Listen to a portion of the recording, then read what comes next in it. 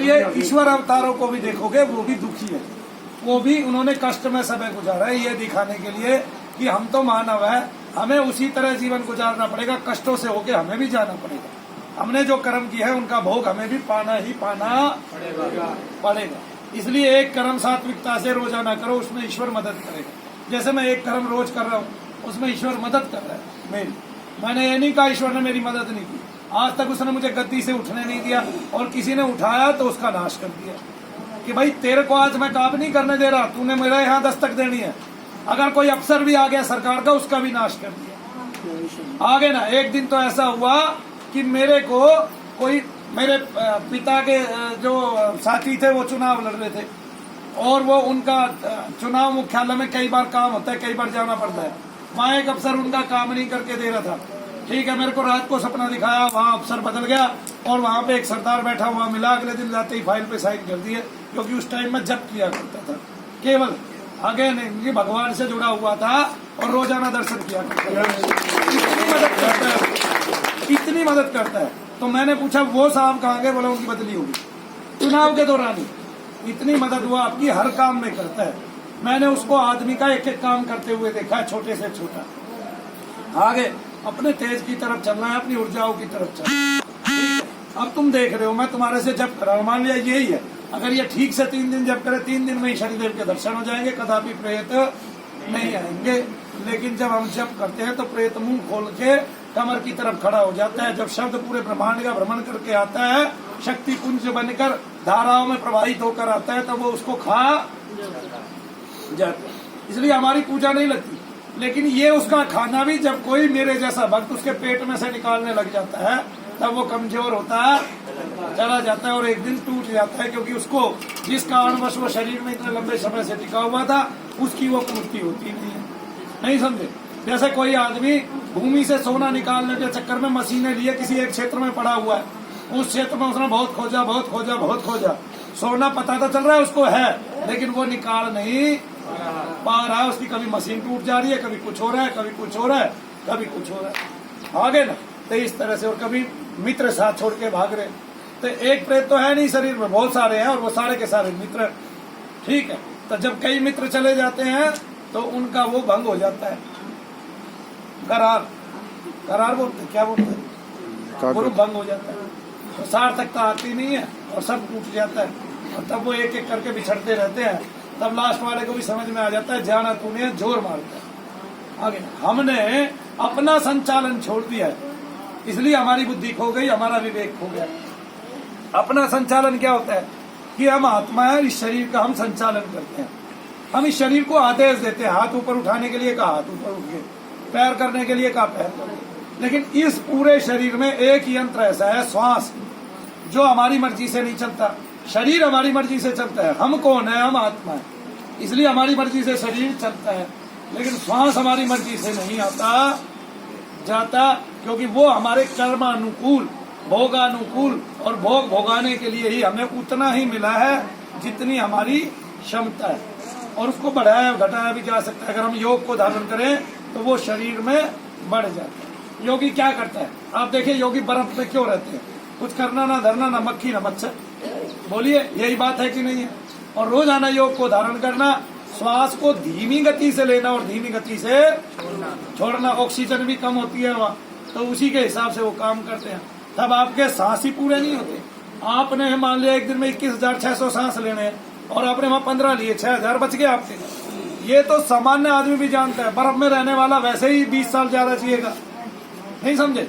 China के आदमी क्यों ज्यादा जीते हैं? ठंड है वहाँ, नहाते ही नहीं वो, और पूरी पूरी जिंदगी भी नहीं नहाते, इतनी ठंड पड़ती है वहाँ। बोलो हाँ के ना? फिर तो वो ज्यादा क्यों जी जाते हैं? कैसे चाइना का अखबारों में आता है 125 साल, 120 साल, 115 साल, 122 साल, ऐसे ही भाई बोलो। और जापान में जहाँ ठंड होगी वहाँ आदमी की आयु बढ़ेगी, अगर उसका खान पान ठीक है तो वो क्या होगा कि आदमी का श्वसन गति धीमी हो जाती है। इसी तरह योगी लोग भी ठंड के एरिया में बैठ के, हाँ, वहां जाते थे। तिब्बत में क्यों जाते थे? वहाँ क्या रखा है तिब्बत में? मध्य प्रदेश की गर्मी में क्यों नहीं बैठते? वहाँ कोई कोई तपता है, उसकी आयु छोटी होती है, और वहाँ जो तपता है वो आके यहाँ भी 290 साल निकाल जाता है, 280 साल, 170 साल, 160 साल, 125 साल। कितने महात्मा ऐसे गए हैं? है। और बहुत सारे तो अभी भी सांस खींच के रहते हैं, सांस लेने की आवश्यकता ही नहीं पड़ती, साथ लेते हैं अपने आप को। अभी भी इंडिया टीवी पे एक प्रोग्राम आता है, कोई से टीवी पे प्रोग्राम आता है, वो एक महात्मा को दिखाते हैं, वो तो अभी भी है, मौजूद है।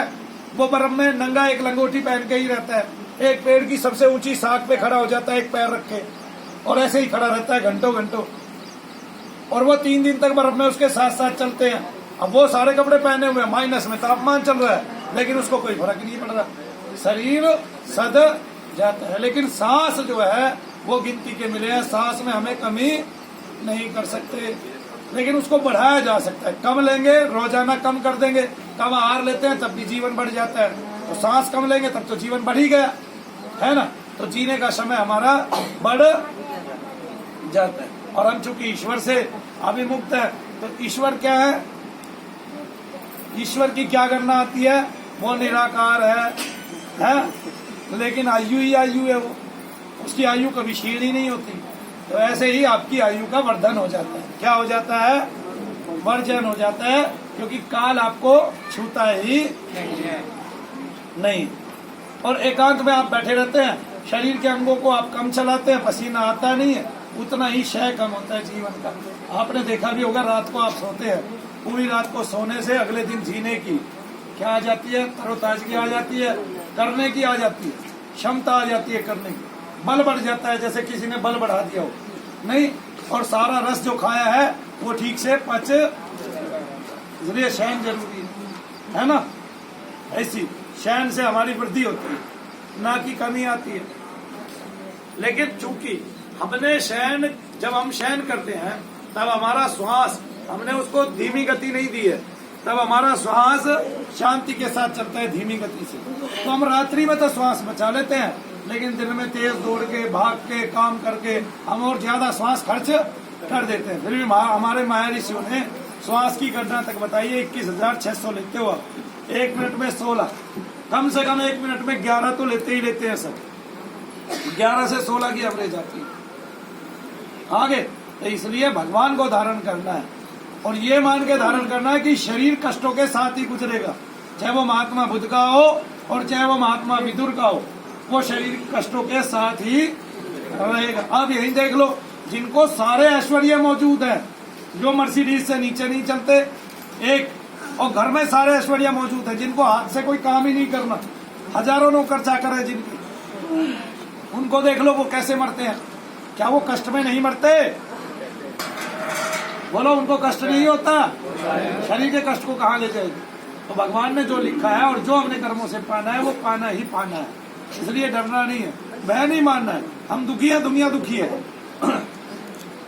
आगे, अरे भगवान राम दुख में होके सबके कष्ट काट रहे हैं, यहीं से लो भाई, क्रिश्चियनों के एक देवता है, उसने कम दुख पाया है, उसको वे भगवान मानते हैं, भगवान अपने आप को बचा नहीं पाया, फिर तो कृष्ण से बड़ा कोई भगवान है ही नहीं, भगवान कृष्ण से नहीं समझे।